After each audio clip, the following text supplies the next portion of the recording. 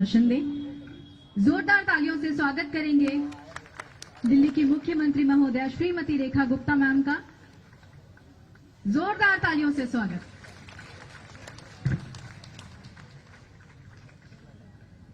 बहुत बहुत धन्यवाद। अक्सर लोग कमला नगर, शक्ति नगर एरिया में सुबह सुबह आलू पूड़ी खाने ही आते हैं।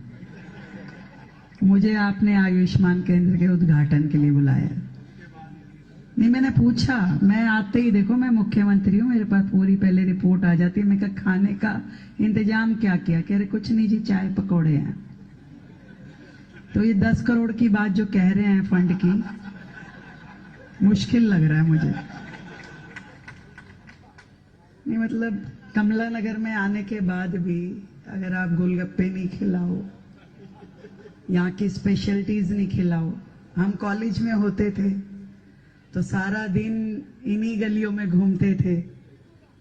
और मैं तो दिल्ली यूनिवर्सिटी की प्रेसिडेंट भी रही, जनरल सेक्रेटरी रही, लंबा समय कॉलेज के राजनीति से जुड़ी रही। तो ये गलियां घर जैसी लगती हैं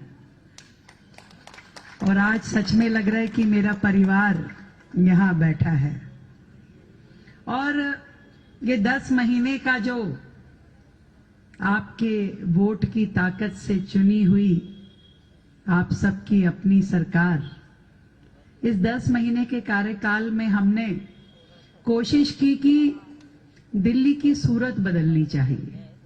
दिल्ली की जो लीगेसी प्रॉब्लम्स हैं, वर्षों से दिल्ली जिन समस्याओं से जूझ रही है, वो दिक्कतें जो समाधान नहीं हुआ, कहीं ना कहीं लटकी हुई, अटकी हुई और भटकी हुई थी। मैं आपसे पूछना चाहती हूं, 10-11 साल आपके पिछले विधायक कभी आप लोगों के बीच में इस प्रकार से आए? कभी उन्होंने ऐसा कोई काम किया?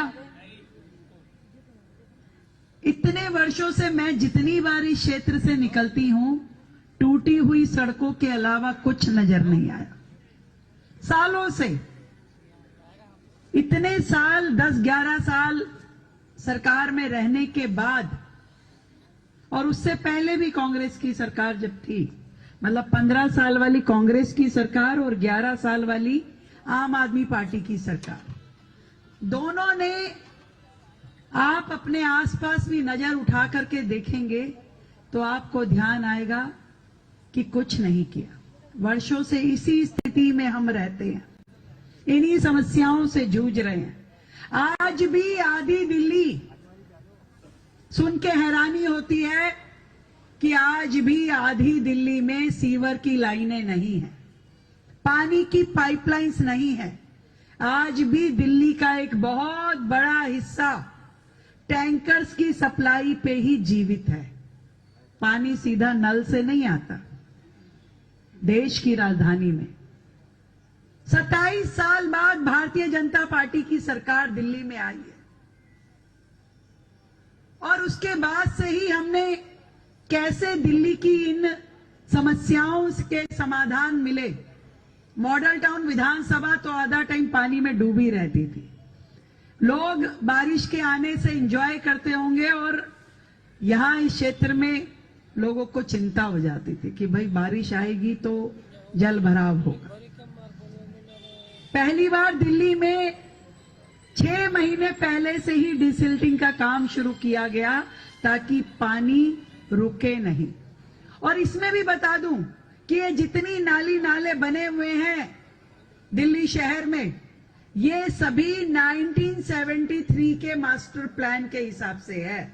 इस 50 सालों में कोई नया मास्टर प्लान या ड्रेनेज सिस्टम की रिक्वायरमेंट के हिसाब से नई ड्रेन्स नहीं आई। ये जो आपके यहां से नजफगढ़ ड्रेन निकलती है, सालों से इसी हाल में है। कभी किसी ने इसकी चिंता की क्या कि कभी इसके लिए कुछ होना चाहिए? ये जो मॉन्यूमेंट आपकी घंटा नगर वाली रोड पे है, वर्षों से मैं देखती हूं इसी हालत में है, इसी हालत में है। कितना ब्यूटिफिकेशन यहां हो सकता था। पर ये मत सोचना कि भैया 8 महीने, इनको तो 8-10 महीने ही हुए हैं। ये तो पहले जमीन के गड्ढे भरने में लगे हुए हैं कि पहले ये करूं तो फिर अगली सीढ़ी चढ़ूं, और इसीलिए फंड मांग रहे हैं। पहले विधायकों को 5-5 करोड़ रुपए का फंड कागजों में दिखाया जाता था, सांसद का 5 करोड़ का। इस बार हमने अपने विधायकों को यह कहा है कि अपने क्षेत्र की समस्याएं आइडेंटिफाइड कीजिए, सूची बनाइए और जितने काम है उतने करवाइए, आपको फंड की चिंता नहीं करनी। और मैं आपको अशोक जी कह रही हूं, आप मुझे 10 की बात कर रहे हैं, आपको जो चाहिए लेके जाइए, पर जब मैं यहां इस क्षेत्र से निकलूं तो यहां की सड़कें दुरुस्त दिखनी चाहिए। उसके बाद गड़बड़ हुई तो फिर मैं आपको पकड़ लूं। आज सबके सामने कह रही हूं, सारी इतनी जनता खड़ी है, आप 10 छोड़िए और 20 लीजिए।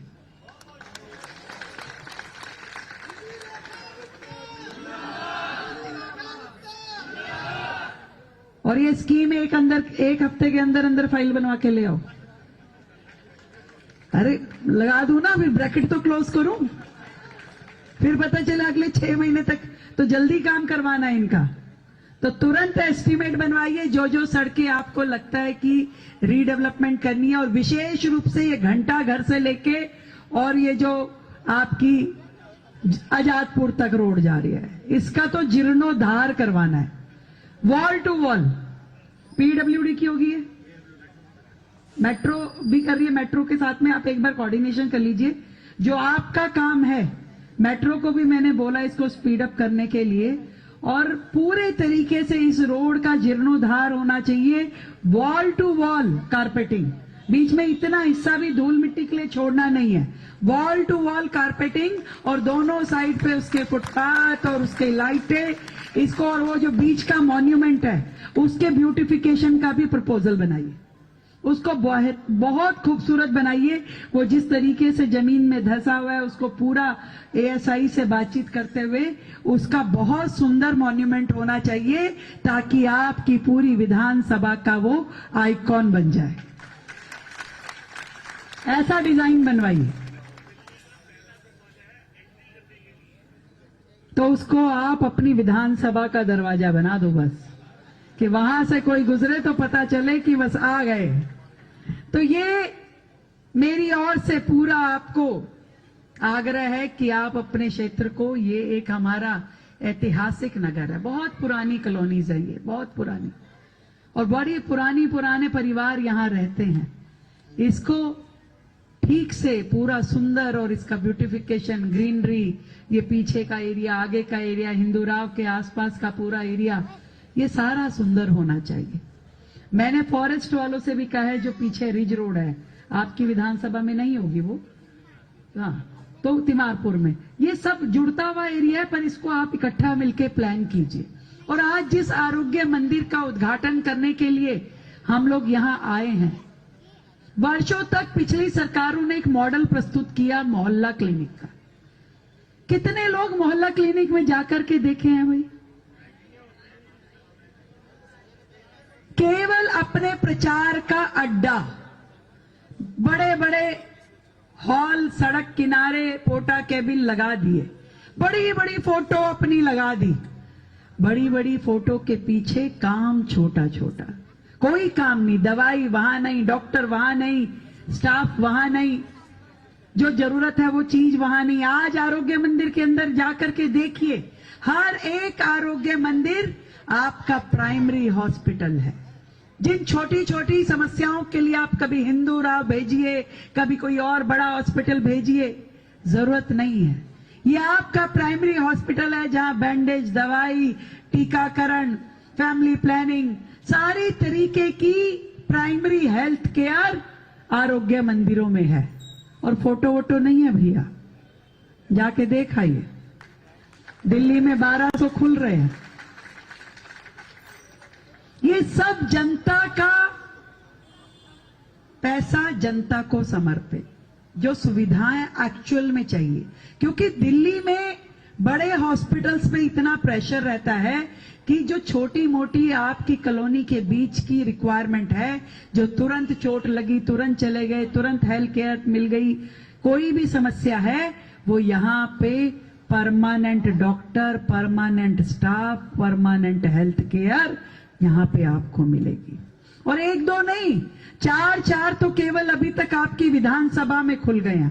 15 का टारगेट दिया है हमने एक एक विधानसभा में कि 15 जन आरोग्य मंदिर खुलवा लीजिए, जगह आइडेंटिफाइड कीजिए और लोगों को पूरा हेल्थ केयर मिले। और ये दिल्ली का हेल्थ मॉडल जो है वो जनता की रिक्वायरमेंट के हिसाब से होना चाहिए। आज हमने आयुष्मान योजना शुरू करी, दिल्ली में जन औषधि की अनेकों दुकानें खुलवाई, जहां दवाई जो है 90% डिस्काउंट में दी जाती है। जन औषधि केंद्र कहीं चले जाइए आप, जिस तरीके से दिल्ली के लोगों की जरूरत है, हम सोचते हैं कि दिल्ली को पूरे देश के लिए एक मेडिकल हब बनाया जाए, जहां केवल दिल्ली का नहीं, पूरे देश का, पूरे विश्व का कोई भी व्यक्ति जिसे इलाज चाहिए हो, उसे ये होना चाहिए कि मैं दिल्ली जाके करा सकता हूं। ऐसा बड़ा हेल्थ केयर, और उसके लिए बहुत काम करने की जरूरत है। और सरकार अपने इस 8-10 महीने के कार्यकाल में पूरी तरीके से 24/7 काम कर रही है। और ये बात सही कही अशोक जी ने कि भाई मुख्यमंत्री वैसी ही है जैसी है, अब तो झेलनी पड़ेगी। कई बार मैं यहां से निकलती हूँ, अशोक जी कहाँ हूँ जी? हूँ जी। मैं कही ये देख रही हूँ मैं, यहाँ पे गड़बड़ है, इसको ठीक कराओ, यहाँ गंदगी दिख रही है ठीक कराओ। तो इनको भी लगता है मुख्यमंत्री जी ये वाला, क्योंकि मैं जितनी बार अपनी विधानसभा जाती हूँ तो रास्ते में पड़ती है इनकी विधानसभा, तो मैं देखती हुई जाती हूँ, पर काम भी करवाती रहती हूँ आपके भाई। ये आजादपुर वाला पूरा गोल चक्कर का रीडेवलपमेंट का मैंने खुद ही तैयार करवा दिया। मैं कहा ये सुंदर लगना चाहिए। ये पूरी रोड जो आपकी यूनिवर्सिटी वाली पूरी रोड है, इसके ब्यूटिफिकेशन का, मेट्रो के पिलर पेंट होना शुरू हो गए, उसके नीचे ग्रीनरी होना शुरू हो गई। तो ये तो मैं आते जाते ही कर लेती हूँ। वो जैसे पुरानी सासें होती थी ना, वो कहती थी अपनी बहू को, इतना काम तुम एड्डी मार के कर लेते थे। मेरी सास नहीं बोलती, मतलब। तो इसके आगे का आपको करना है, जितना मैं चलते चलते कर रही हूँ, ठीक है। इसके लिए फंड की आपको कमी नहीं होगी, यह विश्वास मैं दिलाती हूं। पर इस विधानसभा को इतना खूबसूरत बना दीजिए कि इनको महसूस हो कि हाँ, अब कोई सरकार आई है, अब कोई जनप्रतिनिधि आए हैं। अशोक देवराहा जी जैसा, हमारी रेणु जी जैसा, हमारे भाई, हमारे जिला के अध्यक्ष अरविंद जी जैसे, जो हमेशा जनता की सेवा में लगे रहते हैं। आपके सुख दुख में हमेशा खड़े होना सेवा का एक भाव है, और दूसरा भाव कि हमारे क्षेत्र में विकास कार्य होना, और इन सभी विकास कार्यों को निरंतर प्रगति मिलती रहे, दिल्ली का चेहरा बदलता रहे। इसके लिए आप सबकी भी बहुत जरूरत है। हम सब मिल करके अपनी दिल्ली को बेहतरीन बनाते हुए काम करेंगे, और मोदी जी का जो विजन है दिल्ली के लिए, उस पे हमें काम करना है। आपको ढेर सारी बधाई, शुभकामनाएं, और आप इसी तरीके से सेवा भाव से लोगों के साथ लगे रहें। Thank you so much.